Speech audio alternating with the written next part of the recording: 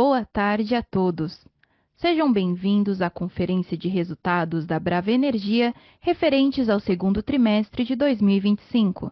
A apresentação e os comentários sobre os resultados serão apresentados pelo diretor-presidente, Décio Oddone, e pelos demais membros da diretoria estatutária. Destacamos que a ferramenta de tradução simultânea está disponível na plataforma. Para acessar, basta clicar no botão Interpretation na parte inferior da tela e escolher o idioma de preferência. Esta conferência está sendo gravada e ficará disponível no site de Relações com Investidores da companhia, ri.bravaenergia.com, assim como a apresentação aqui exposta. Informamos que todos os participantes estarão apenas ouvindo a conferência durante a apresentação e, em seguida, iniciaremos a sessão de perguntas e respostas quando mais instruções serão fornecidas.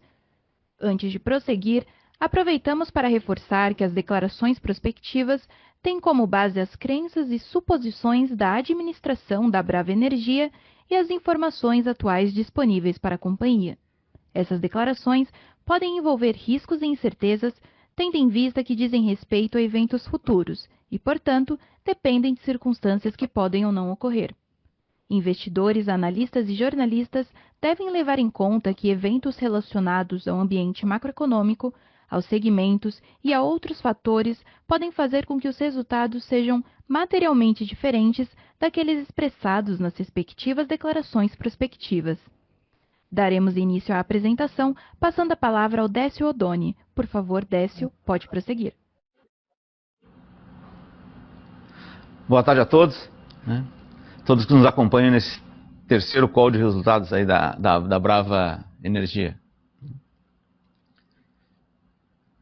Esse trimestre foi um bom trimestre para nós, Foi um trimestre de consolidação da nossa trajetória de entrega de resultados. Foi um trimestre melhor que o trimestre anterior, que já tinha superado lá o quarto trimestre de 24, que foi o primeiro trimestre segundo trimestre primeiro trimestre que a gente reportou como companhia integrada, E a gente vai continuar trabalhando para que o próximo trimestre seja ainda melhor do que esse, Ao longo desse período a gente manteve os excelentes indicadores de segurança que a gente vem tendo. Tivemos recorde de produção, recorde de receita, de EBITDA, de lucro líquido. Nós aumentamos as margens, melhoramos a posição de caixa, reduzimos o endividamento e baixamos o custo e alongamos o perfil da nossa dívida. Desde o início desse ano a gente vem alcançando sucessivas melhorias na produção. Nós chegamos aí a quase 91 mil barris de óleo equivalente de produção média em julho e pontualmente a companhia já alcançou 100 mil barris. A gente, no dia 31 de julho, teve uma produção recorde de 101.973 barris. É um volume que não representa uma média, nem semanal nem mensal, mas quebra uma barreira simbólica importante no nosso setor, que é a barreira de uma companhia que já produziu 100 mil barris por dia. Esse aumento da produção, ele vem da maior eficiência em Papa-Terra, e também dos novos postos do FPSO Atlanta. Esse aumento da produção reduziu o nosso custo de produção offshore e nós chegamos a um lifting sem afretamento de $14 por barril. A gente agora em julho conectou os últimos dois postos da fase 1 do Atlanta, e com isso a gente está conseguindo agora colher os resultados dos investimentos que a gente fez ao longo dos últimos anos em Atlanta. Essa primeira fase de Atlanta, ela saiu no prazo e saiu no orçamento, que é raro assim para um projeto desse porte. O próximo trimestre, que a gente vai reportar em novembro, ele vai capturar melhor esses progressos no nosso offshore. Aí o Travasso vai dar mais detalhes para vocês. A gente também, ao longo desse trimestre, melhorou as condições de venda no nosso petróleo. O Pedro vai tocar no assunto. E no onshore a gente segue aquela trajetória de otimização de operações, redução de capex, redução de custos. A gente teve um EBITDA que segue como referência para o setor e a gente avança aí nos projetos de recuperação terciária. Boer também vai tocar nesses temas. Alcançamos um EBITDA de $235 milhões, 250 se a gente incluir as operações de hedge que a gente fez, e reforçamos a nossa posição de caixa no TRI. Também Pizarro trabalhou arduamente aí nas operações de liability management que a gente estava conduzindo, né? A gente pré-pagou os instrumentos de dívida de custo mais alto que a gente tinha, reduziu o custo da dívida e acabamos de anunciar essa semana, né, a monetização integral da posição credora que a gente tinha junto à Inson, né, que ajudou a melhorar a nossa alavancagem como evento subsequente aqui desse trimestre. Então tudo isso está fortalecendo a nossa geração de caixa e acelera a desalavancagem da companhia, que é o nosso foco principal aí nos próximos trimestres. Pizarro vai aprofundar esse tema, né? Para concluir aqui essa apresentação inicial, eu queria dizer que 1º de agosto a gente completou um ano da nova empresa, né? E dentro desse esforço de integração das equipes e de construção de uma empresa que tem um ambiente que busca a geração de valor, a gente começou um trabalho de consolidação da cultura de segurança. Isso é muito importante. Companhia como a nossa, né, para ter uma operação eficiente, precisa ser uma operação segura, né? O que a gente tem feito é o resultado do trabalho da equipe, então agradeço aí o trabalho de todo mundo e vamos passar a apresentação de slides aí, por favor.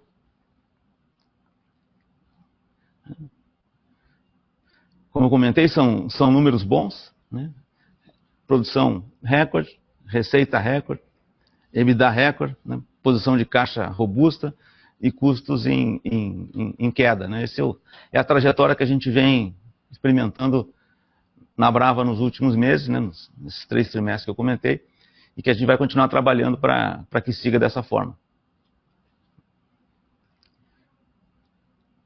Alguns destaques operacionais nossos agora, antes de passar a palavra aí para os outros diretores.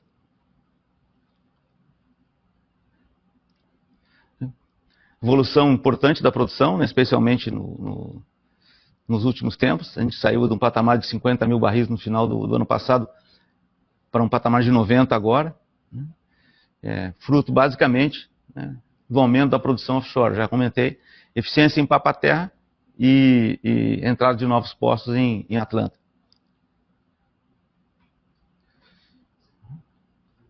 Então a gente vê de forma mais clara nesse slide, né, que traz já o início do 3º trimestre, com a produção ali de julho destacada, né, acima de 90 mil barris por dia, trajetória que a gente imagina que seja crescente aí, trabalha para isso, até o final do TRI.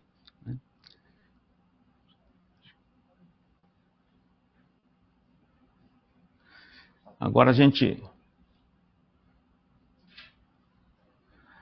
passa para o Travassos aí comentar a questão do offshore. Obrigado, Décio. Boa tarde. Então eu passo a dividir aí com vocês o bom resultado operacional da Diretoria de Operações Offshore, que foi obtido nesse 2º trimestre de 2025. Bom, é intuitivo, né, a gente perceber ali o forte crescimento ali da produção, né, do segmento offshore da companhia, né? Tanto quando a gente compara com o trimestre anterior, né, ou com os trimestres anteriores, uma vez que a gente colocou ali o 4º TRI de 24, mas também quando a gente analisa ali o último torre ali, a gente comparando aí a operação de julho, né, que a gente também representa aí um crescimento. Esse crescimento ele é naturalmente impulsionado principalmente pela conclusão da implementação da primeira fase do sistema definitivo de Atlanta, né, o Décio já adiantou aqui na fala inicial dele, mas também pelo aumento de produção e melhor eficiência em Papa-Terra, né, eu vou detalhar isso um pouquinho mais à frente, né.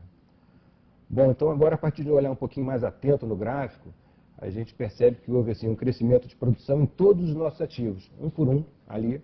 Lembrando que esses valores aí que estão representados, eles são em BOE, né, em barril de óleo equivalente, e que eles representam a fração brava de produção. Então ali o nosso work interest, que ali na legenda a gente consegue perceber 80% Atlanta, 62,5% Papa-Terra e assim por diante.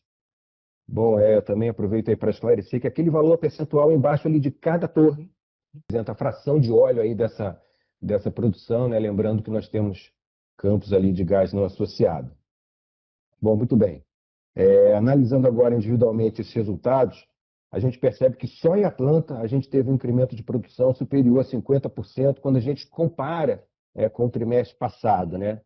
Esse aumento ele foi proporcionado pela conexão dos postos 4 e 5, lembrando na última call de resultados, a gente já deu destaque a isso, esses postos foram conectados lá em 13 de abril, e em grandes números esses postos eles representam em full 12,6 mil barris de petróleo por dia na média, né? Aí no gráfico a gente vê um incremento de 10 mil barris quando a gente compara o primeiro TRI com o segundo TRI, de novo, porque o gráfico ele representa ali o stake Brava.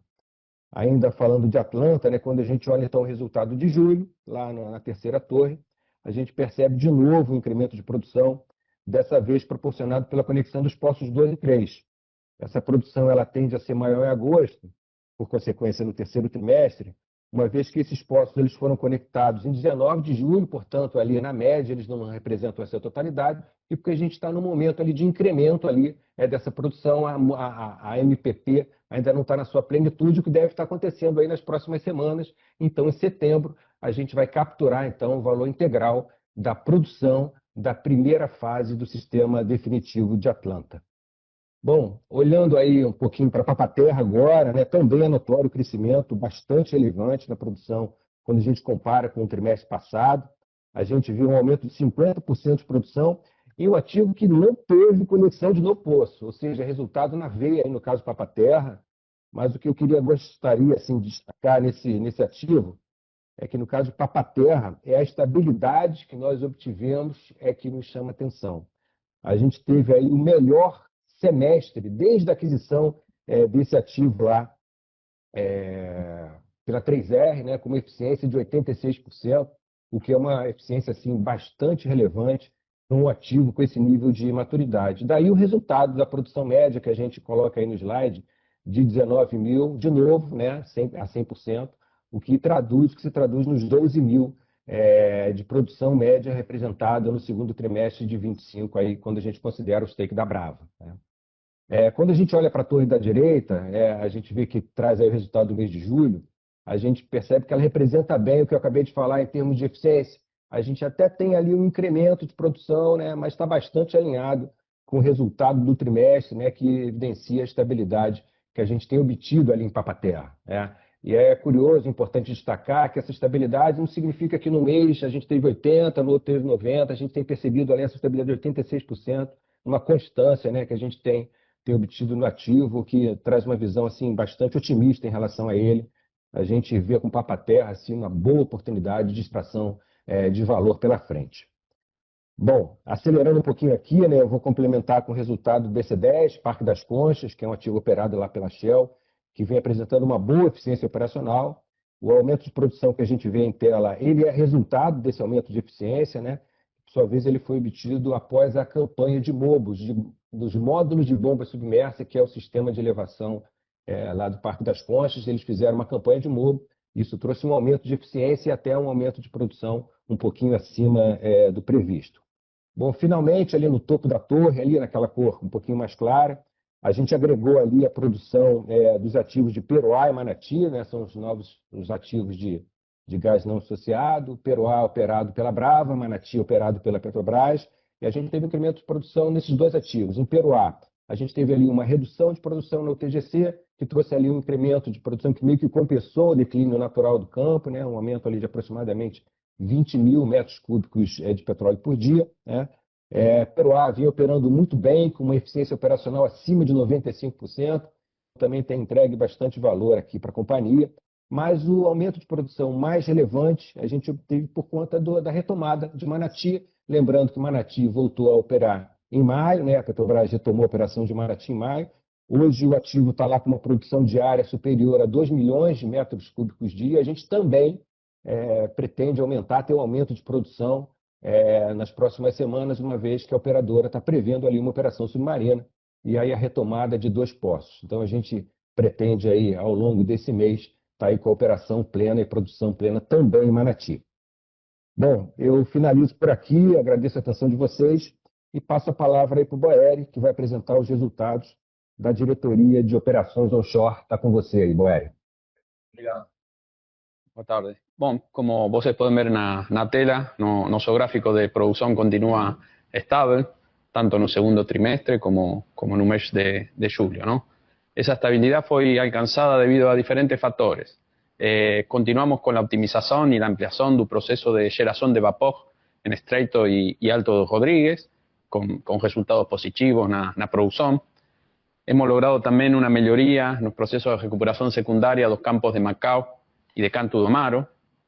Y también estamos viendo los primeros resultados positivos en un proyecto de inyección de nitrógeno en un campo de Fazenda Belém.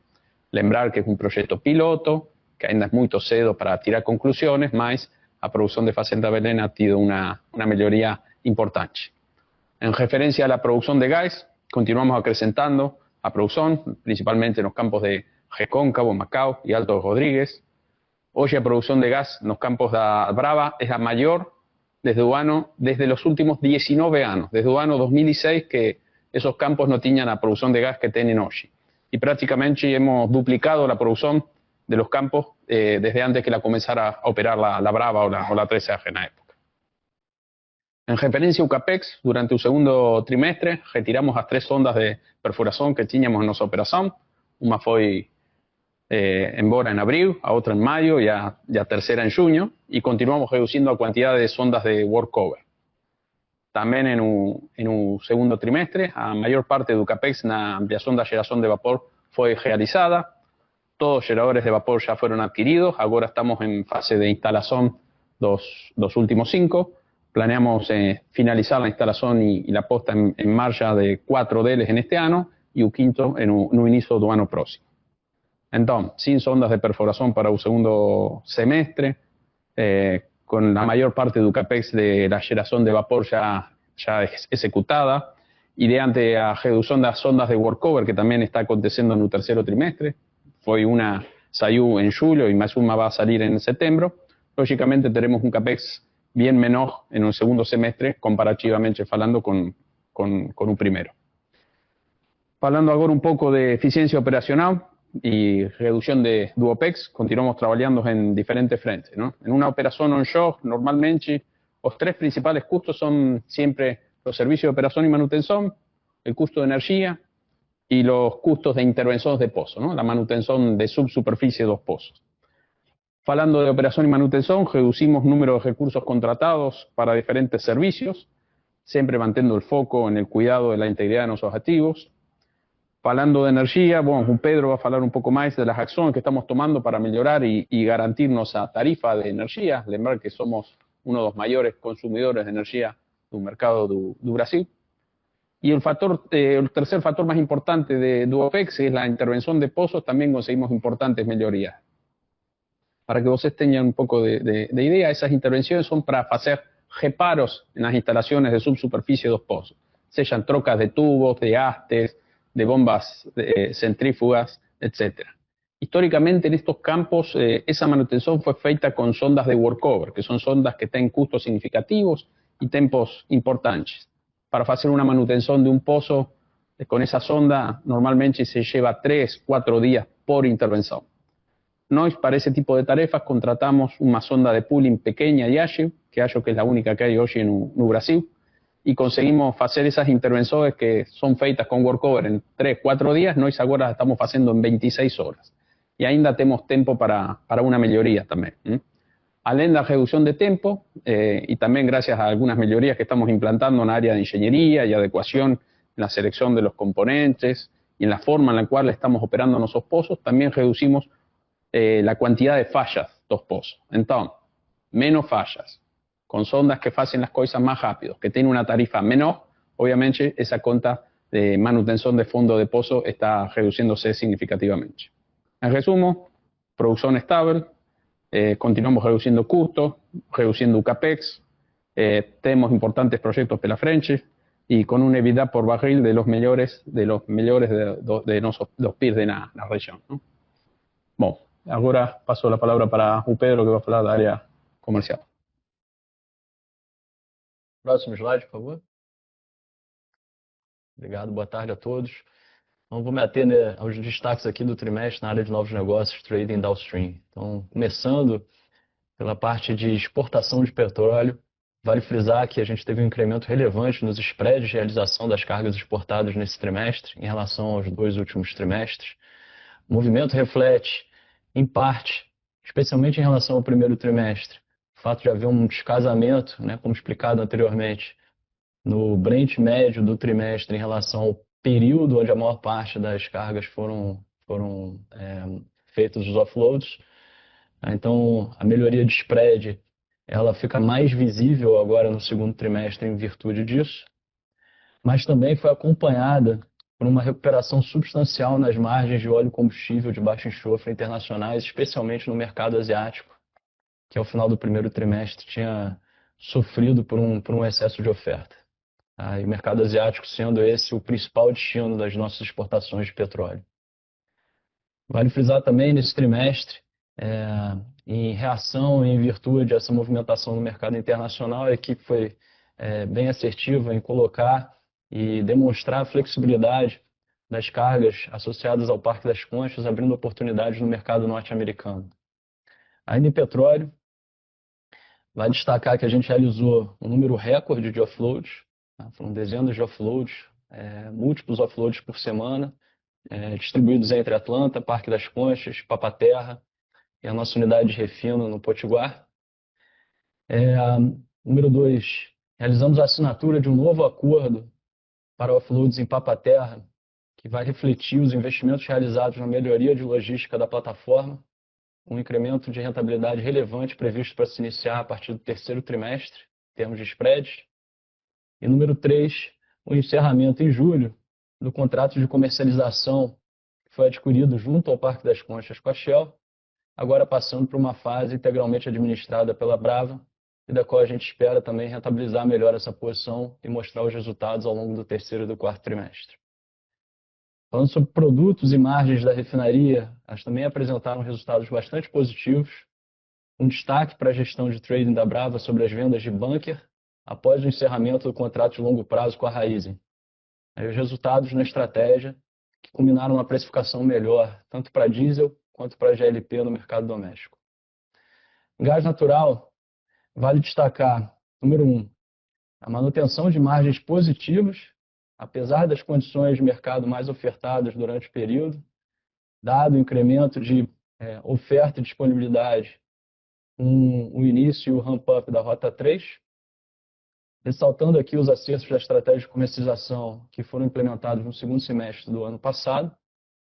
Número 2, a assinatura da parceria para a infraestrutura de escoamento e processamento de gás natural do Potiguar, culminou aí no investimento que vai ser recebido de 65 milhões de dólares pela Brava, assinado junto ao PetroRecôncavo, que foi recentemente aprovada pelo CAD. E a gente tem expectativa de concluir essa transação ao longo do terceiro trimestre. E número 3, os avanços em curso que resultarão na abertura da unidade de processamento de gás de Manati para terceiros e para processamento do gás da própria Brava na Bahia. Na nossa opinião, vai favorecer aqui o ambiente de receitas, redução de custos e alavancar a infraestrutura ociosa existente da própria companhia. Eu paro por aqui. Próximo slide, passo a palavra para o Pizarro. Obrigado, Pedro. Boa tarde a todos. Vamos então iniciar os destaques financeiros do segundo TRI de 2025. Começando pelas receitas líquidas, a companhia teve o melhor TRI em receitas desde a sua história, atingindo 554 milhões de dólares, superando em 9% as receitas do primeiro TRI. No slide seguinte, apresentamos as receitas segregadas entre nossas operações offshore e operações em terra. Podemos perceber que o aumento de receitas em relação ao primeiro TRI vem do segmento offshore, influenciado pelo aumento de produção em Atlanta e Papa-Terra, totalizando 272 milhões de dólares no TRI. Em terra, contemplando tanto as receitas do UP quanto do Downstream, atingimos cerca de 282 milhões de dólares no TRI. No próximo slide, apresentamos o EBITDA ajustado, que também atingiu o patamar recorde de 235 milhões de dólares no segundo TRI. E se considerarmos os efeitos dos contratos de hedge liquidados no período, seriam 250 milhões de dólares. Lembrando que em nosso EBITDA ajustado, contemplamos as despesas de afretamento, ou seja, é como se elas fizessem parte dos custos de operação. Destaque também para a margem EBITDA do offshore, que passou de 50%, e para o EBITDA por buoy do onshore da Brava, que é um dos melhores da América Latina. No slide seguinte, apresentamos a evolução do lifting cost, com estabilidade nos ativos onshore e redução nos ativos offshore, decorrentes do incremento de produção de Papa-Terra e Atlanta. Desconsiderando o afretamento, chegamos a 14 dólares por barril no offshore, ainda com espaço para redução, tanto em Atlanta quanto em Papa-Terra. No slide seguinte, apresentamos o CAPEX do período, com redução progressiva desde o terceiro TRI de 2024. No onshore, com a redução do número de sondas de perfuração, chegamos a 57 milhões de dólares no TRI, mas a tendência, como o Boeri mencionou, é de redução ainda maior, pois não estamos com campanha de perfuração programada para o terceiro e quarto TRI. E no offshore, praticamente concluímos a fase 1 de Atlanta, com a desmobilização do PLSV em julho, e iniciamos a fase 2 com a compra de materiais para os próximos 2 poços. No próximo slide, apresentamos a estrutura de capital da companhia. A dívida bruta se mantém praticamente constante em relação ao primeiro TRI, porém, com incremento de 100 milhões de dólares na posição de caixa, a dívida líquida, contemplando obrigações e aquisições, reduziu em 100 milhões de dólares. Iniciamos o caminho de desalavancagem e, analisando o segundo TRI e considerando a antecipação dos recebíveis do FPSO Atlanta, que nós realizamos nos últimos dias, já estaríamos abaixo de 2 vezes, que é o nosso objetivo para o final do ano. No slide seguinte, apresentamos o perfil de amortização antes e depois do nosso intenso trabalho de liability management.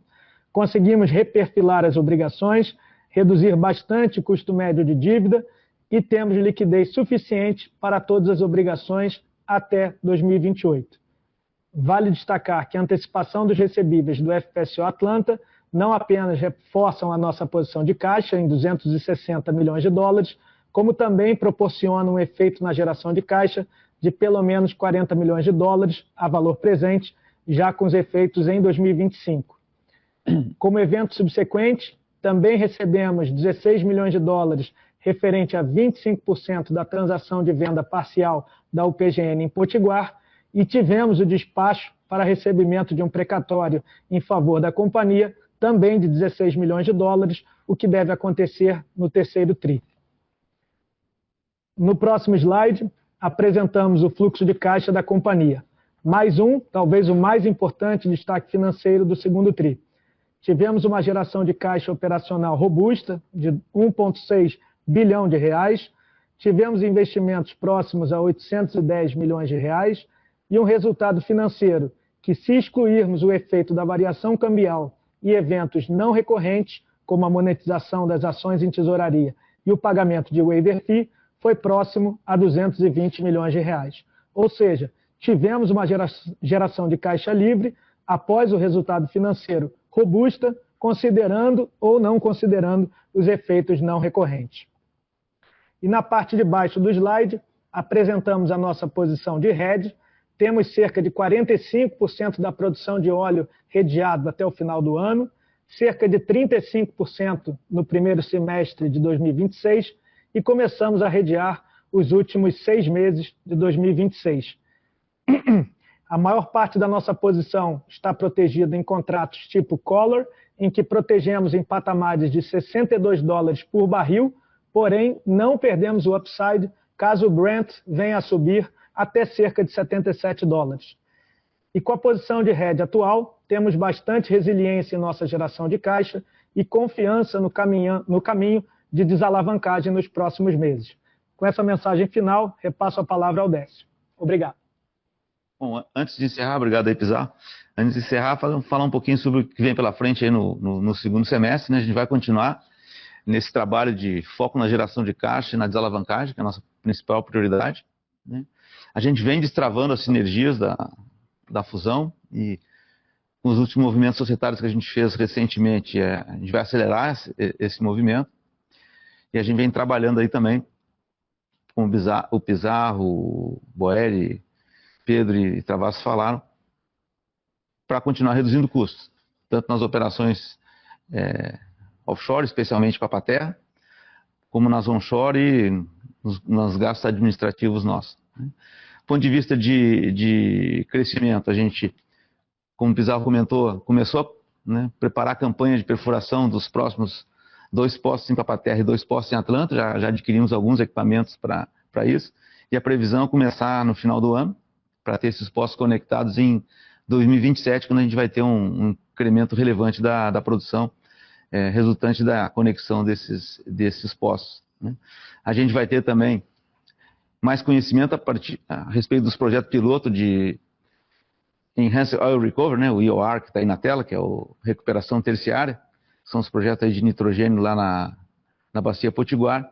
E vamos iniciar o projeto de polímero também, para buscar aumentar o fator de recuperação e a produção desses campos maduros lá na nossa parte de operações onshore, né? A gente teve aí uma notícia nova, que é a individualização do campo de Jubarte com o BC10. Então a gente vai negociar aí com a Petrobras a compensação, né, pela produção desse campo ao longo dos últimos anos. E vamos também partir para o close da transação, né, da venda parcial da UPGN lá em Guamaré, para a gente fechar essa transação e começar o ano novo com a parceria já operacional, né? Então esses são os próximos passos que a gente pretende dar para a companhia ao longo dos próximos 2 trimestres. A gente está numa trajetória de desalavancagem, redução de custo e aumento de produção. Então acho que muito trabalho pela frente, e com isso eu abro espaço aí para as perguntas de quem está nos acompanhando. Obrigado. Iniciaremos agora a sessão de perguntas e respostas. Caso deseje fazer alguma pergunta, por favor, clique no ícone de Q&A que aparece na parte inferior de sua tela e digite sua pergunta. Para fazer perguntas através do microfone, clique nesse mesmo ícone e digite seu nome e empresa, ou clique em levantar a mão. A nossa primeira pergunta vem do Sr. Vicente Falanga, do Bradesco BBI. Por favor, pode prosseguir. Boa tarde, Décio, Pizarro, Pedro Travassos, Boeri, Godoy, time. Eu tinha 2 perguntas aqui. Vocês comentaram que tiveram aí bons resultados no projeto piloto de injeção de nitrogênio em Fazenda Belém. Queria entender se já conseguem dar mais detalhes de resultado obtido em termos de produção, estimativa de aumento de fator de recuperação, e quando que esses projetos vão se tornar escaláveis aí para outros poços, inclusive para os que já foram fechados. E minha segunda pergunta: vocês tiveram um delta geração de caixa bem expressivo aí, no tri contra tri. Como é que está a expectativa para essa geração de caixa no terceiro e no quarto tri? Obrigado.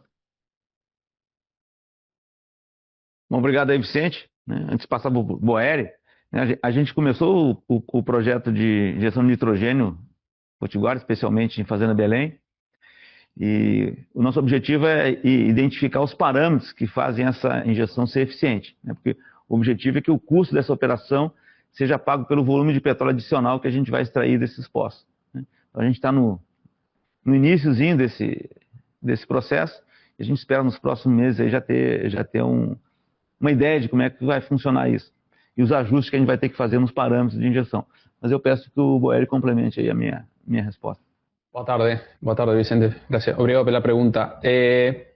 Con un proyecto de nitrógeno, ya finalizamos la inyección en los 10 pozos de Fazenda Belén, finalizamos la inyección en los 10 pozos de Estreito y estamos en este momento inyectando nitrógeno en los pozos de Alto Rodríguez. Como Decio comentó, ainda muito cedo para tirar conclusiones, mas Fazenda Belén ya presentó rápidamente una mejora significativa en la producción. Fazenda Belén llegó a una producción de 900 y poco barriles, valores que no se alcanzaban desde el año 2019, mas ainda muito cedo para tirar conclusiones y ver cómo vamos a escalar el proyecto. Es una cuestión de logística, una cuestión de costos y de continuar aprendiendo de este proceso. En cuanto a inyección de polímeros, ainda no iniciamos. La planta de inyección de polímeros ya está pronta a llegar a un país. Vamos a iniciar con la inyección de 4 pozos inyectores en un campo de Salina Cristal, y el año próximo vamos a ampliar a 10 pozos inyectores en un mismo campo de Salina Cristal. Con los resultados también vamos a ver cómo sería la evolución para el resto de los campos. Ahí tenemos potencial principalmente en los campos de Salina Cristal y Canto do Amaro, y con un nitrógeno continuar evoluyendo en Fazenda Belén, Alto Rodríguez, Estreito y en menor medida también en Fazenda Pocinho. Esos serían nuestros campos para el IOR por enquanto. Bom, geração de caixa, Vicente, vou responder aqui. A gente tem nesses próximos 2 trimestres, né, uma perspectiva de melhoria na geração de caixa, porque a gente vai manter os esforços de redução de custo, gente vai ter um aumento de produção, especialmente em Atlanta, com conexão desses últimos 2 poços e o aproveitamento desse volume, e com a redução do CAPEX, né? Porque a gente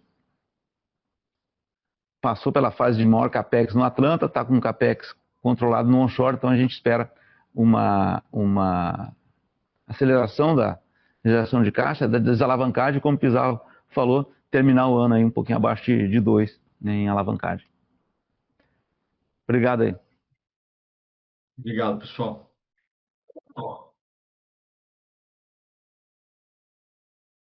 Nossa próxima pergunta vem da senhora Monique Greco, do Itaú BBA. Por favor, pode prosseguir. Oi, pessoal, boa tarde. Obrigada pela oportunidade de fazer perguntas. Acho que eu vou fazer 3 aqui. Uma é um follow-up aí na pergunta do Falanga, mas a minha primeira aqui é sobre CAPEX. A trajetória de redução de CAPEX ela começa a ficar bem visível agora aqui, né, com esses resultados do segundo TRI. E o Pizarro comentou que essa redução vai ser ainda maior no segundo semestre, né? O que a gente pode esperar em termos de valores de CAPEX aí para o terceiro e para o quarto TRI? A gente pode considerar aquela estimativa de 450 milhões para esse ano mantida? A segunda é o follow-up, tem a ver com CAPEX também, sobre esses projetos de recuperação terciária com nitrogênio. É mais uma dúvida que, uma vez que esses pilotos se confirmarem e vocês começarem a escalar esses projetos, isso deveria se refletir em um CAPEX no onshore voltando a aumentar por conta da execução desses projetos de nitrogênio quando eles forem escaláveis? E a terceira aqui tem a ver com onshore também, mas aqui dando um zoom out do TRI, que como vocês estão pensando a possibilidade de eventualmente retomar o processo de desinvestimento dos ativos onshore aqui nesse contexto aqui de médio prazo. Obrigada. Bom, vamos lá. A gente trabalha com uma faixa de CAPEX da ordem de 450, talvez um pouquinho mais esse ano, esse é o nosso target. Vai depender o número final da evolução dos projetos dos 4 novos postos em Atlanta e Papa-Terra que a gente está prevendo para o final do ano. O timing que a sonda for liberada e a gente começar essa operação não depende só da gente, mas a gente continua com esse target nessa faixa aí que eu estou comentando de 450 milhões no ano, né? Com uma redução significativa aí no segundo semestre, pelas razões que a gente já comentou. Se não for 450, talvez seja um pouco mais, mas aí é fruto dessa campanha do terceiro poço em Atlanta e Papa-Terra. Terceiro, quarto poço em Atlanta e Papa-Terra. No onshore, a gente não deve aumentar CAPEX com os projetos de EOR. Basicamente, a gente está fazendo modelagem em que a gente teria OPEX, né, e a avaliação que a gente está fazendo é se o volume de petróleo retirado de cada poço paga o OPEX adicional que a gente tem com a injeção de polímero ou de nitrogênio. Então, a gente não deve esperar aumento de CAPEX em função desses trabalhos, mas sim de OPEX. E não está no nosso radar nenhum desinvestimento do onshore, exceto aqueles pequenos campos de pouca materialidade que a gente identificar que é melhor tirar do portfólio. Vendas de larga escala de ativos nossos não está no nosso plano agora. Obrigado aí, Monique. Obrigada, Décio. Obrigada. Nossa próxima pergunta vem do senhor Luiz Carvalho, do BTG. Por favor, pode prosseguir. Vocês me escutam? Acho que sim, né? Legal.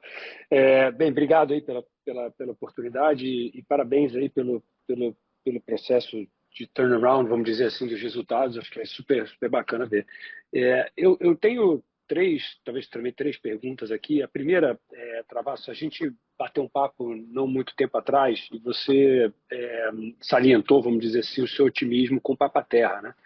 Então, depois vamos dizer assim, desses últimos desenvolvimentos no campo, se pudesse dar uma atualização de como é que você está vendo, talvez as principais oportunidades, os principais desafios ali, o que eventualmente ainda dá para ajustar, para incrementar ainda mais a produção olhando para frente. O segundo, eu não sei se aqui para o Décio ou para o Pizarro, vocês fizeram, acho que um belo trabalho nessa parte de liability management, né?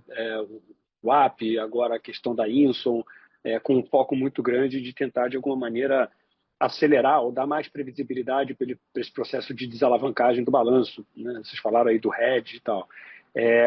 Eu queria entender se tem mais alguma coisa que a gente teria que prestar atenção aqui, seja voltar com alguma discussão sobre desinvestimento de alguns ativos, pensar naquelas sinergias, né, depois da fusão das duas companhias, o que eventualmente ainda tem aí para ser feito para tentar, talvez, tirar mais alguma coisa desse processo. E a última, rápida, talvez aqui para o Boeri, vocês tinham lá na refinaria Clara Camarão um contrato com a Raízen, né, que aparentemente, pelo que a gente acompanha na comunicação da companhia, eles decidiram descontinuar ou cancelar esse contrato. Eu queria entender um pouco como é que você está vendo o impacto desse término desse contrato nas operações lá, se tem algum tipo de downside para os números anteriores. Obrigado. Obrigado aí, Luiz. Passar para o Travasso aí a primeira, o Papa-Terra. O Travasso tem trabalhado bastante aí no Papa-Terra e está animado para responder. Isso. Obrigado, Luiz, pela pergunta. Eu vou dividir ali a resposta em fases de Papa-Terra, né? Falar assim, Papa-Terra do presente, né? Papa-Terra no futuro próximo e Papa-Terra em longo prazo. No presente, a gente está com um trabalho assim, bastante intenso, que tem ali 3 pilares, né, em relação ao ativo. Estou tirando aí desses pilares, naturalmente, segurança, que é um valor para Brava, algo negociável, e é intrínseca tudo que eu vou falar. Mas a gente tem ali um trabalho muito forte de recuperação de integridade do ativo, lá com equipes dedicadas a isso, tanto equipes de inspeção como equipes de construção e montagem. É um trabalho em curso. A gente tem um trabalho relacionado ali ao aumento de eficiência, uma vez que a gente está colocando sistemas em operação, ou seja, aqueles sistemas que eram únicos, né? Caiu uma bomba, a gente parava a produção, hoje a gente está colocando essa duplicidade, isso tende a aumentar a eficiência, e a gente já vê o resultado aparecendo, né? Quando a gente apresenta aí essa constância na eficiência do ativo. E um terceiro pilar, um pilar de redução de custo.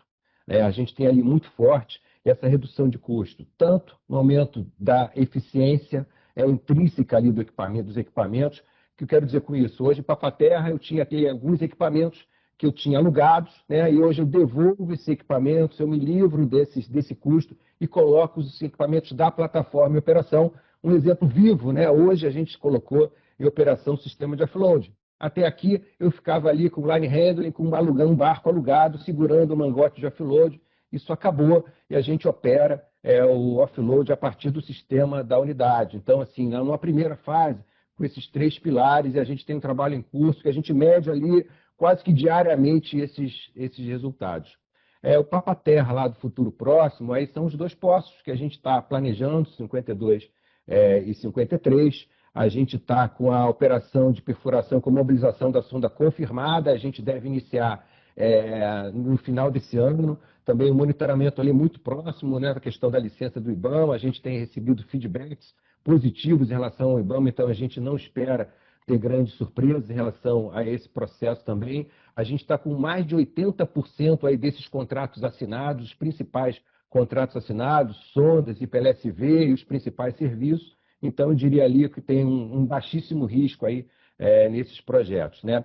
E o Papa-Terra lá no futuro mais distante é que a gente está analisando, a gente não tem ali muita coisa concreta lá para o FID, lá para o próximo ano a gente vai estar discutindo, né, aumentar o fator de recuperação ali de Papa-Terra. Então, desde a nossa última conversa, Luiz, na verdade, eu estou ainda um pouco mais otimista em relação aí o resultado, o valor que a gente vai extrair desse ativo. Obrigado aí pela tua pergunta.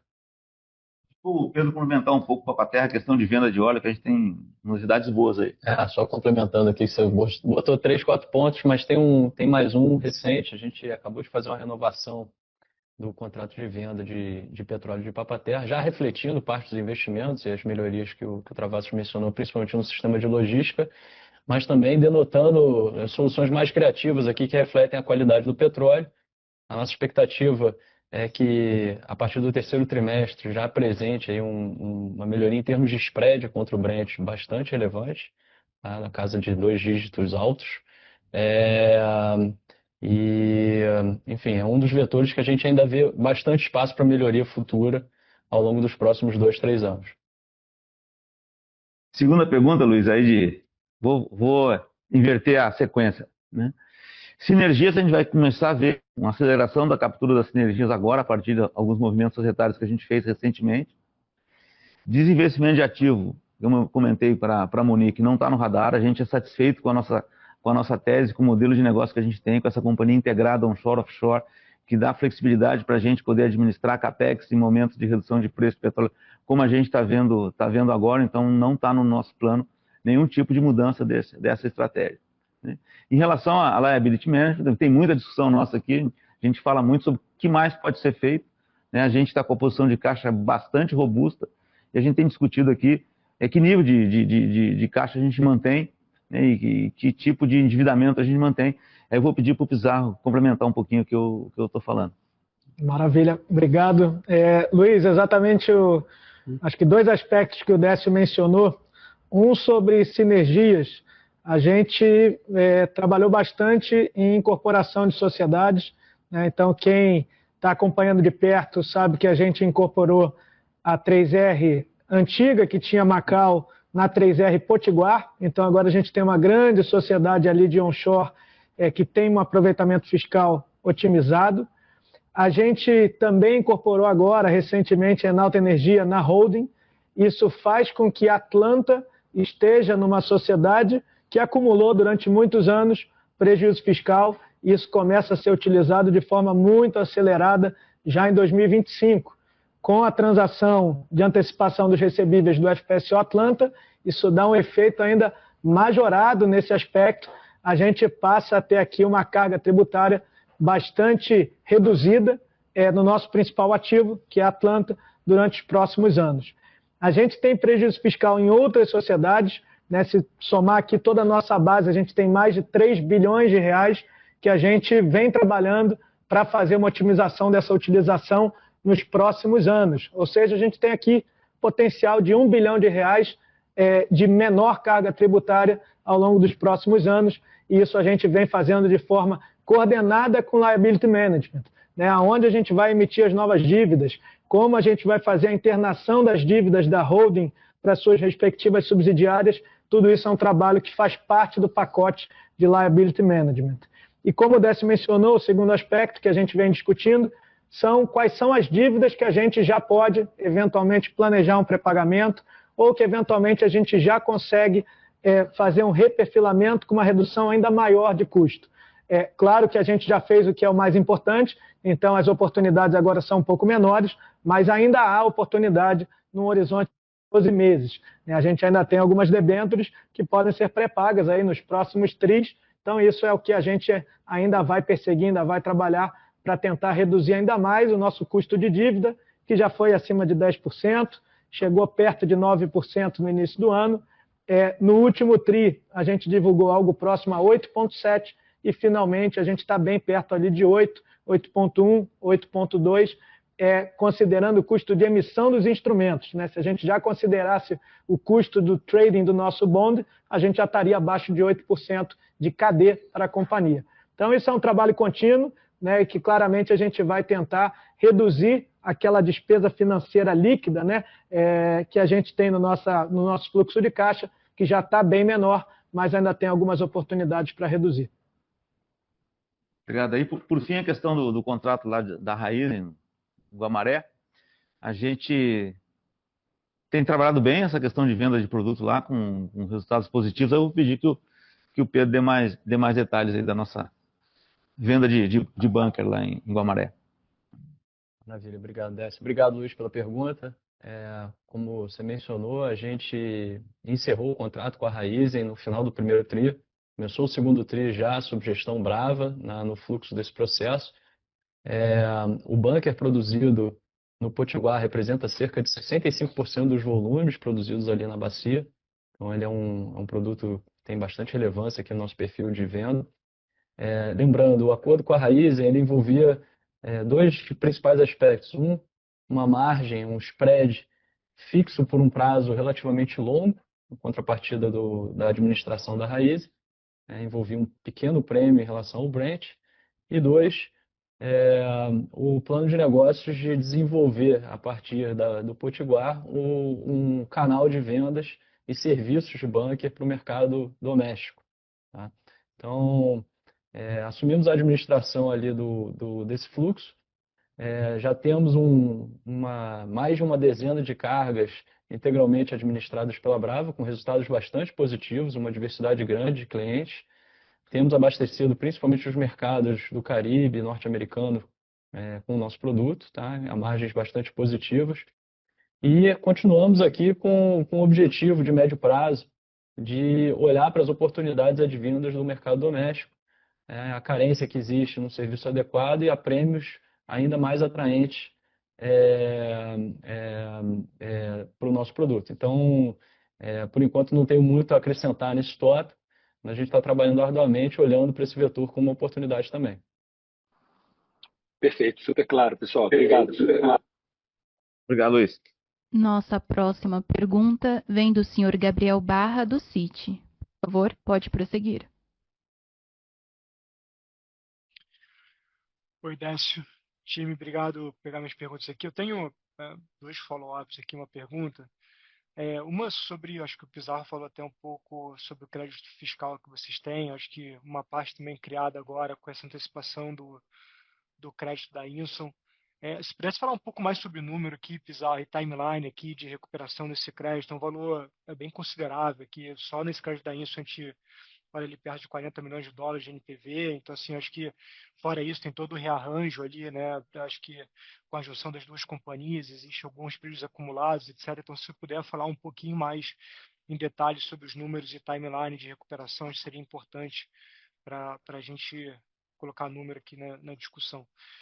Segundo ponto, a gente falou muito aqui, né, sobre esse trabalho de certa forma, de alavancagem da companhia, de liability management, de alocação de capital, que no final do dia a gente discute muito aqui o futuro da companhia, até olhando como ela se comportar, né? Uma empresa de growth, uma empresa de dividendo, ou um mix das duas, e a gente fala muito sobre a questão uma política de dividendo, né, no futuro, dada essa equalização aqui do balanço da companhia e de crescimento.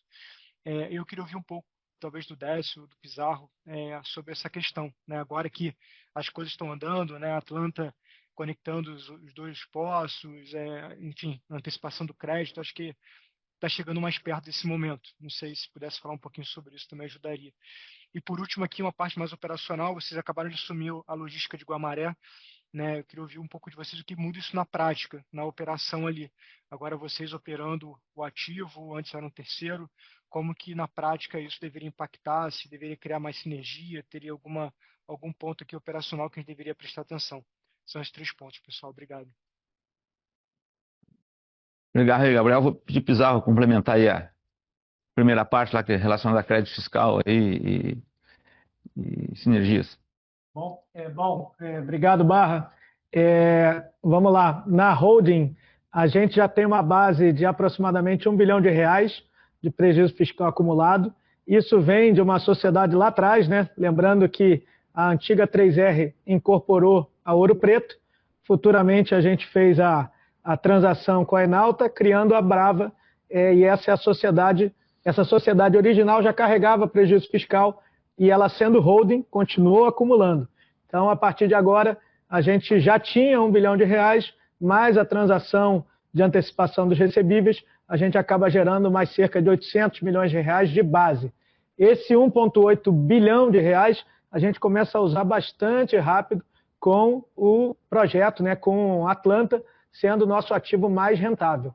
Se a gente olhar apenas a parte do recebível do FPSO Atlanta, a gente deve ter uma utilização daquele NPV que eu mencionei, de 40 a 45 milhões de dólares, cerca de metade já deve ser utilizado esse ano. A outra metade entra no final da fila, né, desse 1,8 bi, deve ser utilizado entre 2027, no máximo em 2028, pensando num cenário de Brent um pouco mais deprimido. Então, de fato, o NPV, de forma conservadora, ele é calculado em 40 milhões de dólares, mas ele pode atingir cerca de 45 milhões de dólares. A gente também carrega do passado um prejuízo fiscal da ordem de 800 milhões de reais na 3R Offshore. A gente também carrega 360 milhões de reais na sociedade em que a gente tem BC10, né, o Parque das Conchas, e olhando os ativos onshore, após essas reorganizações que nós fizemos, também temos cerca de 300 milhões de reais com o pagamento, inclusive, da debênture cambial, essa última que nós pagamos de 500 milhões de dólares, que estava na 3R Potiguar. Então, se a gente olhar tudo isso, como eu mencionei, cerca de 3,3 bilhões de reais que a gente pretende utilizar ao longo de 3 anos, 3, 4 anos. Então, isso vai reduzir bastante a carga, a alíquota efetiva da companhia na última linha, né, dos impostos, e isso ajuda, obviamente, a geração de caixa da companhia como um todo. Obrigado, Pizarro. Bom, segundo, se perguntou sobre alocação de capital, né? Como a gente já vem comentando bastante, prioridade absoluta nossa agora é entrega operacional, resultados, alavancagem, sem perder de vista o futuro. Então, essa questão de oportunidade de aquisição não está no radar agora, mas a gente sempre tem a obrigação de olhar oportunidades e avaliar se tem oportunidades aderentes, né, às nossas condições e aos nossos critérios. E quanto à questão de dividendos, né, política de dividendos, no momento adequado a gente vai ter essa discussão com o Conselho. A outra pergunta que você fez foi sobre o Amaré, né? A gente assumiu a operação lá do terminal agora recentemente. A operação está indo bem, tem uma redução de custo significativa. Eu peço que o Pedro complemente aí. Obrigado, Décio. Obrigado pela pergunta, Barra. De fato, esse é um evento importante para a companhia, um marco. A gente vinha trabalhando há mais de um ano para provocar e fazer essa transição da maneira mais segura possível.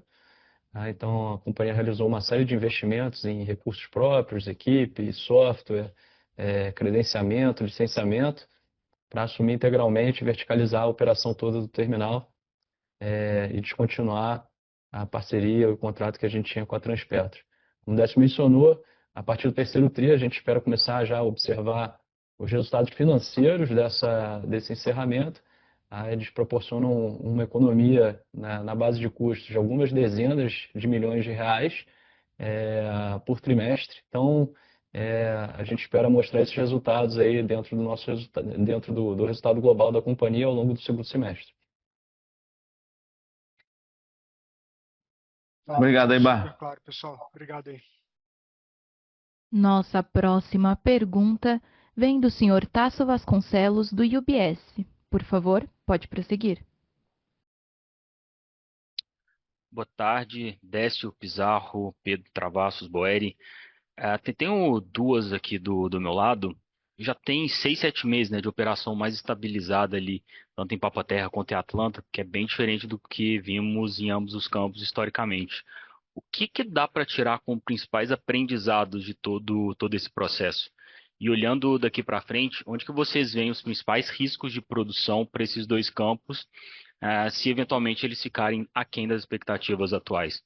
E uma segunda pergunta, ou uma segunda derivada dessa primeira pergunta, mas na verdade olhando a companhia como um todo, operacional e até mesmo a geração de caixa, né, como a gente já comentou aqui, como um todo tem sido bem melhor. Agora nesse TRI tem melhorado, né, depois de alguns TRIs talvez ficando um pouco abaixo das expectativas. O que vocês citariam como principais aprendizados da companhia como um todo ao longo desse processo de melhoria operacional? Essas duas perguntas aqui do meu lado. Obrigado. Obrigado aí, Tasso. Bom, esse é o terceiro trimestre completo, né, que a gente reporta como Brava. Então é uma história recente, mas é uma história rica, né? A gente tem visto aí os resultados dos esforços que a gente tem feito, né? O que tem, né, direcionado a nossa atuação é profissionalismo, seriedade e um cuidado muito grande nas nossas operações, porque o resultado de uma companhia que produz petróleo e gás como a nossa, ele vem da eficiência da nossa operação. Então, a gente precisa de uma operação segura e eficiente. Então, o grande aprendizado, né, que a gente tem e traz para cá é que Se nós não formos capazes de operar de forma segura e eficiente, a nossa operação não vai ser bem sucedida. Então, todos os esforços que a gente tem feito ao longo desse período, na área operacional, são com esse objetivo. E a gente já começa a ver, né, o resultado desses esforços.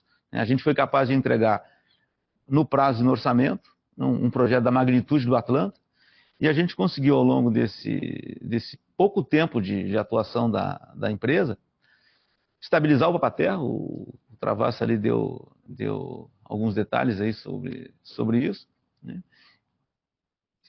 Estabilizar a produção do onshore, mesmo com redução de capex e sem perfuração, ao mesmo tempo que a gente trouxe para baixo os custos.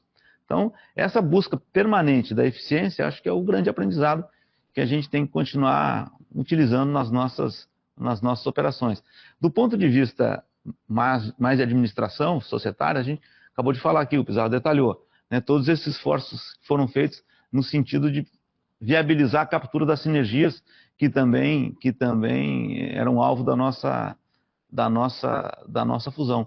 Então, a eficiência na operação, seja ela no campo, seja ela no escritório, acho que é o nosso principal objetivo, e é de onde a gente tira os nossos melhores resultados.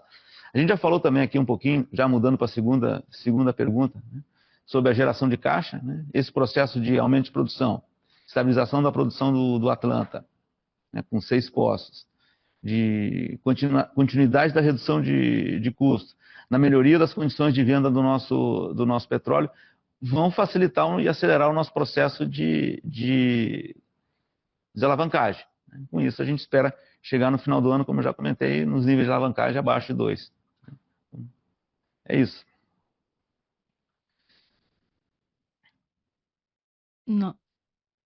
Tá claro, obrigado. Nossa próxima pergunta vem do senhor Leonardo Marcondes, do Bank of America. Por favor, pode prosseguir. Opa, pessoal, tudo bem? Boa tarde. Obrigado por pegarem minhas perguntas. Tenho duas aqui do meu lado. Minha primeira é para o Travassos. Queria saber se você poderia fazer uma avaliação da performance de Atlanta até aqui agora, né? Agora que já completou um pouco mais de 6 meses de operação, né? Então, se puder falar um pouco melhor do que veio melhor e pior do que o esperado. E aí também, se puder falar um pouco também sobre o que vocês enxergam para depletion para o ativo nos primeiros 12 meses, depois nos próximos 12 meses e talvez no longo prazo, né? E aí minha segunda pergunta é em relação à campanha de perfuração em Atlanta e Papa-Terra no ano que vem. Queria saber se vocês poderiam dar um pouco mais de cor no que é CAPEX total esperado para essa campanha, o que seria CAPEX por poço, qual tipo de bomba vai ser usada nos novos poços de Atlanta, né? E se houve alguma mudança da MPP, ou se vai usar MOBO, ou enfim, se puderem falar um pouco disso também. E aí, o que é a expectativa de produção para esses novos poços? É isso do meu lado. Obrigado. Obrigado, Leonardo. Travassos, contigo. Obrigado pela pergunta, Leonardo. Bom, iniciando falando da performance ali do Atlanta, né, nesses últimos 7 meses, eu diria que a performance do FPSO está absolutamente em linha com o ativo que iniciou a produção, né? A gente tem ali uma performance operacional acima de 90%, o que é um resultado muito bom. Da mesma forma que a performance das MPPs, né, lembrando que a gente está com 3 MPPs em operação, também tem sido assim extraordinária, o resultado, uma eficiência operacional muito positiva. Então, naturalmente, lição aprendida, o próprio resultado, de alguma forma, ele já mostra, né, esse avanço de produção, né, dentro do previsto. O Décio destacou aqui com os poços entrando nos prazos e no custo previsto, então uma eficiência muito boa. Naturalmente, a gente só vai sossegar o dia que a gente tiver custo zero e eficiência 100%. Então, a gente vai estar sempre querendo evoluir nesses quesitos, e a gente percebe uma evolução também no Atlanta, né? A gente obteve recentemente uma redução expressiva no consumo de diesel, que também diminuiu ali o nosso lifting cost. Então, a gente tem tido bons avanços, né, no ativo. Bom, a tua segunda pergunta diz respeito ali à perfuração, né?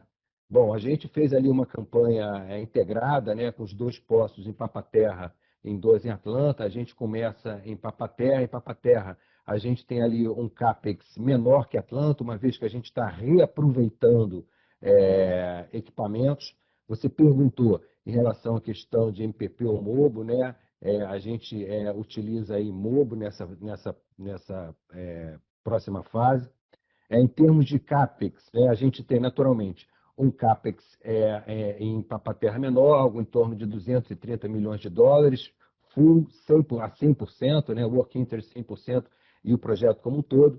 Em Atlanta, algo em torno de 430 milhões de dólares, 435 para ser mais preciso. Lembrando que esse valor não contempla só poço, contempla todo o sistema de produção, mais a contingência prevista, né? Essa é a ordem de grandeza do CAPEX, que vai estar, aliás, dividido entre pouco esse ano, 2026 e 2027. Lembrando que os números que o Travassos mencionou é para 100%, né, de ambos os ativos, né? 100%, é o que eu disse. Working interest em 100% e o CAPEX dividido, né, nos próximos, em 2025, 2026 e também 2027. A nossa parcela é a ordem de grandeza 440 a 460 milhões de dólares, dependendo aí da contingência. Share Atlanta, né? E aí você falou também da expectativa ali de depletion, né? Essa é uma ótima pergunta, né? A gente tem sido bastante questionado, né? Quando a gente vai lá analisar ali o declínio do campo, né? E qualquer modelo, ele considera ali um longo prazo. A gente sabe que campos, né, com petróleo pesado, ele tem um comportamento de um declínio maior no início da produção e depois ali ele tem um transiente e ele passa a ter ali um declínio menor e uma operação mais constante. A gente está no momento do campo em que a gente está entrando com bombas. Então, a gente entrou lá no finalzinho do ano passado, né, com os poços 7 e 8, e aí esse poço ele tem apresentado até um declínio menor do que a gente esperava, tem apresentado um resultado bastante positivo. Os poços 4 e 5 acabaram de entrar, né? A gente entrou com esses poços ali em abril, talvez vem tendo um comportamento esperado. 2 e 3 a gente não tem tempo ainda de analisar, né? 2 e 3 lembrando que são poços que já operavam lá no sistema antecipado, né, do Petrojal, mas quando a gente olha ali no longo prazo e a gente compara com o nosso modelo, ele está bastante aderente ao que a gente esperava em termos de reservatório. A gente imagina que um pouquinho mais à frente a gente vai ter condição, com a produção aumentando, enfim, a gente vai ter condição de aferir melhor, né, o modelo. Mas até aqui não temos nenhuma surpresa, nenhuma surpresa foi encontrada. Tá claro. Também em relação aos Marcondes, em relação aos poços mais antigos, né, 2 e 3 e até o 4 e 5, lembrando que principalmente o 2 e 3, toda vez que o Petrojal tinha alguma limitação, e ele teve limitação para tratar água por muito tempo, o 2 e 3 ficavam parados. Então, quem olha o histórico lá na NP pode ver uma média muito baixa comparado com o potencial do poço. Tá? Então, esses poços já tiveram aquela fase de declínio inicial e agora, com praticamente nenhuma ou nenhuma limitação no novo FPSO, eles vão produzir em full capacidade. Tá? Então, a gente tem uma parcela da produção de Atlanta relevante que já teve aquela primeira fase de declínio acelerada. Acho que essa observação do Pizarro é especialmente importante. Tem que tomar cuidado, né? Quando você faz a média lá atrás, quando você pega a média de produção, né? Se considera ali as várias interrupções, isso não representa, né, um valor real a ser extrapolado. Assim, acho que é importante aí essa observação, Pizarro. Agradeço, né? Eu acho que aí a nossa área de relações institucionais é toda à disposição para oferecer as informações que precisar. É importante cuidado aí nesse tipo de extrapolação. Obrigado, Leonardo. Tá claro. Obrigado, pessoal. Nossa próxima pergunta vem do senhor Bruno Montanari, do Morgan Stanley. Por favor, pode prosseguir. Boa tarde, pessoal. Obrigado por pegar as perguntas. Um follow-up na questão da alavancagem, né? Tá claro que vocês pretendem e devem chegar abaixo de 2 vezes até o fim do ano, mas qual que é o nível target, ou nível de conforto que a companhia tem para alavancagem, e qual seria talvez um outro nível que permita a companhia fazer alocações de capital mais expressivas, seja em aquisição, seja em pagamento de proventos de maneira mais vultuosa. E uma segunda pergunta sobre lifting cost: o que a gente pode esperar de lifting consolidado com todos os ativos da companhia a voo de cruzeiro, né? Ou seja, potencialmente, para onde que vai o seu lifting cost bem a longo prazo? Obrigado. Obrigado aí, Bruno. Essa questão de alavancagem a gente já falou aqui, né? Nosso conceito é empresa de commodity, né, especialmente empresa de petróleo, deve trabalhar com alavancagem da ordem de 1,25, né, para poder estar tranquilo em relação às flutuações de preço que a gente costuma ver no nosso negócio. A gente vai chegar lá, né? Hoje a gente tem limitações, né, nas nossas debêntures para pagamento de dividendo e recompra, que são 1,75, 1,5. Então, essa discussão aí de alocação de capital a gente vai ter quando a gente chegar mais próximo desse nível, né? Em termos de lifting, a gente vem trabalhando, né, numa redução permanente do lifting onshore, né? Lembrando que a gente é um produtor de óleo pesado no Rio Grande do Norte, que trabalha com injeção de vapor. Então, nós trabalhamos naturalmente com um lifting cost um pouco mais alto nesses campos. A gente tem aumentado a produção de gás também, o que ajuda no lifting cost, porque o gás geralmente tem um custo mais baixo, né? A gente, com os nossos ativos offshore, né, que são os mais importantes, tanto Atlanta quanto em Papa-Terra, né, a gente estabilizando produção em níveis mais elevados dos que a gente tem hoje, a gente vai enxergar um impacto significativo no nosso lifting cost globalizado, né? A gente ainda continua vendo espaço para redução de custo, não quero dar guidance aqui, mas a gente vai continuar trabalhando para jogar para baixo ainda esse lifting cost. Como o Travassos falou, né, enquanto for possível, nós vamos trabalhar para reduzir. Obrigado aí. Obrigado. Nossa próxima pergunta vem do senhor Conrado Wegner, do Banco Safra. Por favor, pode prosseguir. Oi, pessoal, boa tarde. Obrigado por pegar a pergunta. A primeira que eu queria fazer é ouvir um pouco de vocês qual a estratégia para as operações onshore agora, imaginando aí a redução de CAPEX, desmobilização de sondas e o tempo até ter a conclusão aí dos processos de recuperação avançada. Como é que vocês estão enxergando a produção nos próximos anos? Se com essas iniciativas ela deve se manter constante, ou se, enfim, pode ter uma queda aí antes da entrada da recuperação terciária, e se as questões de integridade lá vocês já consideram que estão todas resolvidas. A segunda pergunta é uma bem rápida aqui, eu sei que ainda tem, enfim, bastante coisa para acontecer até lá, mas até quando vocês teriam que tomar uma decisão sobre Malombe para poder utilizar a sonda que já foi contratada? Obrigado. Bom, a questão do onshore, né, a gente tem espaço ainda para reduzir custos, vamos trabalhar para isso, né? E perspectiva, eu peço que o Boeri complemente aí. Okay. Obrigado, Conrado. En cuanto a la producción do onshore, no esperamos queda significativa, no esperamos queda para este año ni para o ano próximo en cuanto a la producción, y también esperamos ter algum acréscimo na venda, porque nós hoje temos uma parte da produção onshore represada no gás do campo de Socorro, na Bahia, a qual não estamos podendo monetizar, e temos um par de iniciativas para frente para conseguir monetizar esse gás. Então, se temos uma queda de produção, vai ser muito leve e vai ser compensada com a maior venda de gás que vamos a poder disponibilizar. Las perspectivas son esas, los proyectos de IOAG ainda están en una etapa muy inicial y bueno, mas realmente tenemos boas expectativas para frente. E integridade? En cuanto a integridade, también, obrigado pelo lembrete, fizemos un trabalho muito grande, principalmente en los activos da Bahía, donde tínhamos, lembrar que esos son los primeros activos que comenzaron a operar onshore en Brasil, de los años 40, 1940, 1950.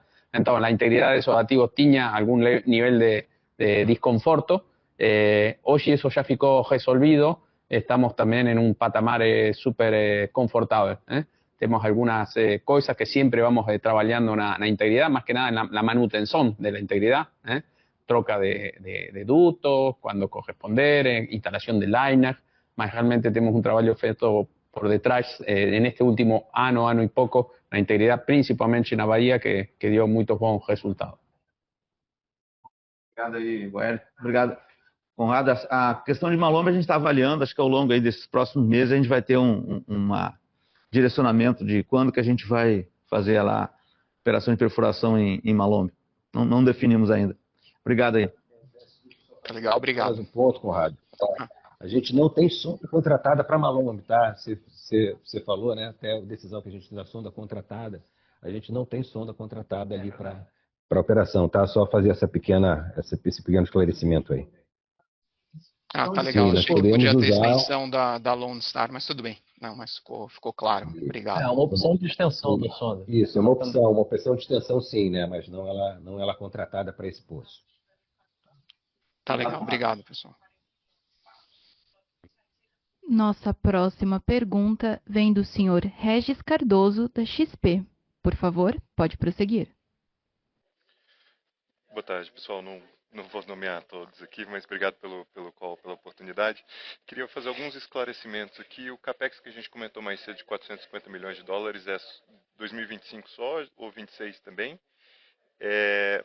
Se puderem, talvez comentar um pouquinho mais da produção, ou atualizar a curva de produção esperada para Atlanta e Papa-Terra, se mantém o nível de produção atual, vamos dizer, de julho, ou que a gente vê hoje lá na ANP, ou se ainda tem crescimento para entrar, e aí imagino que uma discussão de declínio versus entrada de postos em 26, né? Se puderem comentar aí como é que é essa equação.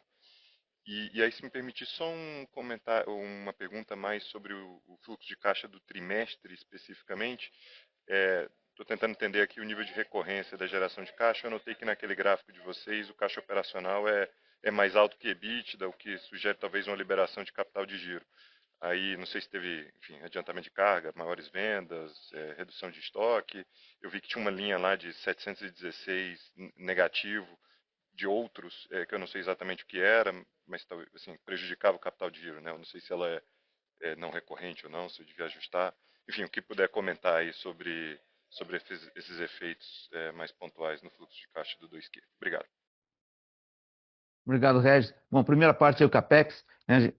Os 450 é o CAPEX que a gente tem previsto para o ano, né, nas operações do ano, né?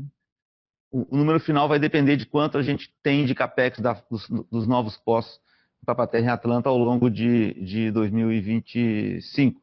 Né? Então, talvez tenha algum valor aí, fruto do início dessas operações aí dos postos que a gente está prevendo nessas campanhas. Em relação à produção aí de Papa-Terra e Atlanta, eu peço que o Travassos complemente. Bom, Papa-Terra, né, nos postos que a gente tem em produção, são postos que estão em produção há bastante tempo. Então, a gente não tem um declínio severo esperado ali em Papa-Terra, né? A gente aumenta a produção de Papa-Terra a partir da implementação dos poços, né? Que a gente inicia a perfuração ainda no final de 25, né? Mas daqui para frente, o nosso plano de Papa-Terra é um programa ali de garantia de eficiência, né? E de uma produção relativamente estável, aí, com o declínio natural de um poço já maduro, de um campo de óleo pesado, que é um declínio relativamente pequeno, né? Em Atlanta, né, a expectativa de produção, a gente ainda não está com o sistema definitivo, com a sua produção plena, né? Como eu disse, a gente está rampando, né, a última MPP dos postos 2 e 3, a gente ainda espera um incremento de produção até o final desse mês. Hoje ali os dados, a gente está produzindo algo em torno de 42 mil barris de petróleo por dia, com uma tendência a um resultado melhor no mês de agosto e no terceiro trimestre, né? Também no campo de Atlanta, a gente não tem previsto um incremento de produção no próximo ano, a partir de 2027, quando a gente tem previsto, então, o início de produção desses 2 novos poços que a gente vai estar perfurando, aí sim a gente vai estar ali com um aumento de produção previsto. E a questão de geração de caixa, Pizarro? Geração de caixa, Regis, a gente, obviamente, tendo cargas offshore e cargas no Potiguar também relevantes, em bunker, obviamente a gente pode ter oscilação trimestral, né? Então pode ter um final de tri em que a gente eventualmente tenha vendido ou a gente está com estoque cheio e eventualmente ainda não vendeu ou ainda não recebeu a nota fiscal de venda no final do tri. Então oscilações nos próximos tris são esperadas naturalmente aqui do nosso negócio.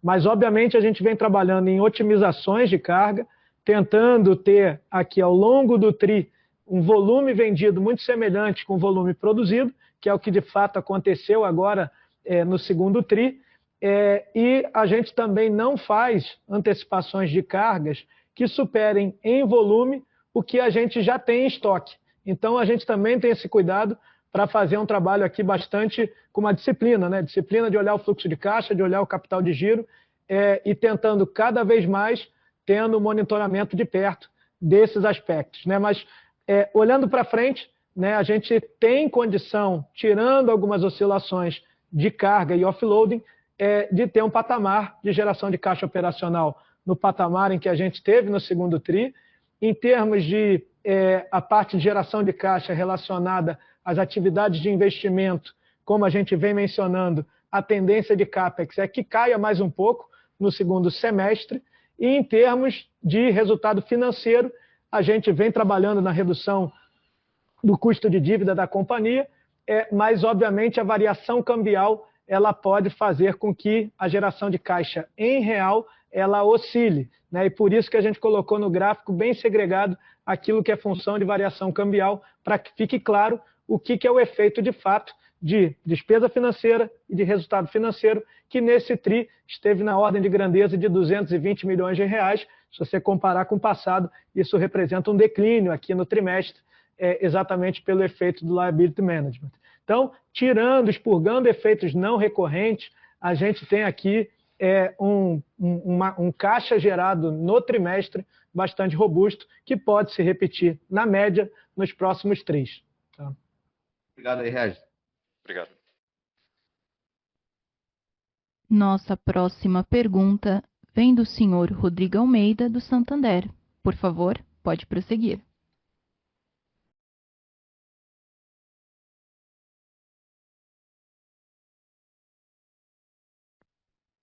Opa, boa tarde a todos. Tem algumas perguntas aqui, alguns follow-ups. Acho que primeiro eu queria voltar na discussão do lifting cost e falar um pouco de Papa-Terra, né? Acho que se vocês pudessem ajudar a gente a elencar aqui os principais pontos de redução de OPEX, né? A gente vê um OIM talvez um pouco alto ainda em Papa-Terra. Acho que vocês têm algumas questões ali de operação do próprio FPSO que não é feito por vocês, enfim, se vocês pudessem elencar para a gente aqui os principais vetores de redução de OPEX de Papa-Terra, talvez, se possível, dá para a gente alguma ideia de magnitude, eu acho que também seria legal. O segundo ponto aqui eu queria fazer um follow-up no desconto de Papa-Terra. Eu acho que não ficou claro para mim aqui exatamente o que a gente deveria esperar de desconto para o óleo de Papa-Terra ali nessas novas condições. E se a gente pudesse também ter uma ideia se o que a gente viu de Atlanta aqui nesse trimestre a gente consegue meio que carregar para frente aí. Esse é mais ou menos isso que a gente deveria pensar. E aí, por último, eu sei que é muito distante aqui, acho que é uma pergunta talvez não seja o momento para ser feita, mas eu acho que inevitavelmente aqui eu vou fazer, porque teve um movimento recente que eu achei interessante, que é em relação a Gato do Mato, né? Você tem um parceiro ali que opera para vocês, o ativo, e esse cara hoje, a Shell, fez um movimento agora mais recente de comprar o restante ali quase, mas o restante não, mas uma participação maior em Gato do Mato, da Total. Eventualmente, não sei se vocês pensam se esse pessoal pode vir a mercado aí com um ativo vendendo uma parte de BC10 deles, ou enfim, tentando monetizar parte do ativo ali. E também Manati, né? Porque eu acho que tem discussões relevantes ali em relação a Manati para os próximos anos, nessa questão aí estratégica e M&A. Então, são esses meus pontos aqui, pessoal. Obrigado. Bom, Rodrigo, obrigado aí. Bom, o lift de Papa-Terra, né? A gente vem trabalhando para reduzir custos. A gente vai estar trabalhando para substituir o contrato lá de OEM para reduzir custo em Papa-Terra, é o nosso principal vetor de redução de custo. Travassos já falou das outras iniciativas aí de substituição de equipamento alugado e de otimização das operações. Então, a gente espera ter bons resultados em Papa-Terra nos próximos trimestres com redução de custo. Em relação ao desconto, acho que o Pedro já comentou aqui para a gente fez um novo contrato com a Petrobras, condições melhores do que a gente tinha antes, então também melhora as condições de lifting lá no Papa-Terra. Desconto de lifting. E Gato Mato, Shell, BC10, né, a gente não está na nossa prioridade no momento aquisição, compra de ativos, a gente tem a obrigação de olhar dentro daqueles que eu já comentei aqui também, dentro dos critérios nossos de aquisições. Se vier mercado, a gente avalia. Mas, por enquanto, nada. Manati, a gente está envolvido num processo de melhoria da operação do ativo. Estamos discutindo com a Petrobras como otimizar a operação do ativo. Estamos discutindo também a possibilidade de estender a vida útil do Manati, transformando o ativo num ativo de estocagem de gás. Então, são discussões que estão em andamento, a gente não tem nenhuma definição ainda, mas o objetivo é aumentar a eficiência do campo, reduzir custo e estender a vida com possível projeto de estocagem. Manati é importante para nós porque o uso das facilidades de Manati eles podem permitir uma monetização de gás que a gente tem na Bahia, que hoje a gente tem dificuldade de tratar. Então, é um ativo que, no conjunto das nossas operações, a gente vê muita possibilidade de otimização. Obrigado aí, Rodrigo. Nossa próxima pergunta vem da senhora Milene Carvalho, do JP Morgan. Por favor, pode prosseguir. Oi, pessoal, boa tarde. Obrigada pelos esclarecimentos. Eu sei que a gente avançou um pouco na hora, mas vou ser bem breve aqui. Ficou só uma pergunta. Vocês mencionaram de Jubarte, né? A gente tem visto a Petrobras falando que as negociações começaram. E, enfim, não sei de fato o que vocês conseguem dividir, mas qual que é a expectativa da empresa em termos de recebimento e de timing? Um acordo de monetização com a Petrobras. Né?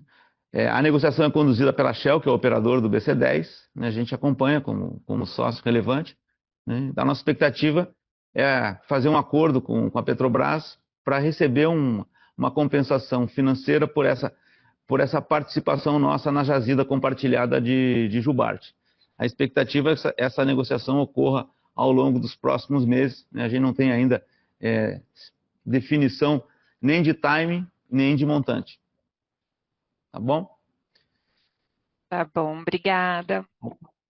Obrigado. A sessão de perguntas e respostas está encerrada. Gostaríamos de passar a palavra ao senhor Décio Oddone para que faça as considerações finais da companhia. Bom, pessoal, obrigado aí pela participação. Foi um call bastante participativo, que é bom. Né? Espero contar com vocês no próximo aí. Espero que os resultados que a gente traga no próximo call sejam ainda melhores do que a gente trouxe hoje. Muito obrigado. A conferência está encerrada. Agradecemos a participação de todos e tenham uma boa tarde.